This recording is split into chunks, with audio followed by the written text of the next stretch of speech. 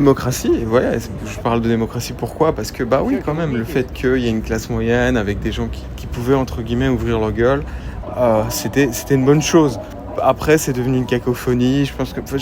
Voilà, mais on verra ce que ça donnera. Mais en tout cas, même X, Musk, c'est mieux. Bien sûr, c'est mieux que le délire wokiste, bien sûr.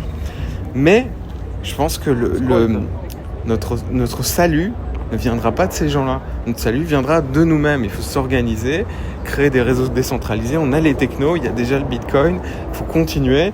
Maintenant, il faut aller sur des réseaux qui sont open source. Telegram est déjà je pense un réseau intermédiaire où Pavel, d'ailleurs, il est arrêté en France, pas pour rien.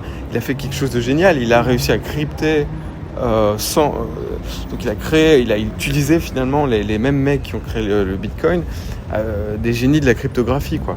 Et avec ça, on arrive à une forme de liberté où au Telegram, pendant le Covid, c'était le seul endroit où vous pouviez parler, par exemple, d'un sujet comme le vaccin.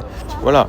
Je ne vais pas ouvrir le débat, c'est même pas la question. La question, c'est d'avoir un endroit où les gens peuvent s'exprimer, en fait, et quelque part débattre dans la non-violence. Parce que ce qu'on oublie souvent, c'est que finalement, on oublie que les réseaux sociaux, en fait, on peut pas mourir sans réseaux sociaux. Ah oui, on peut faire du harcèlement, la personne peut...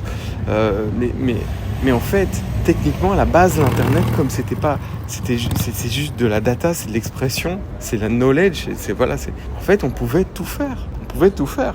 Après, c'est ce qui se passe dans le monde physique qui peut être soumis au joug de la loi. Et c'est normal. Si vous tuez quelqu'un dans un jeu vidéo, c'est ok.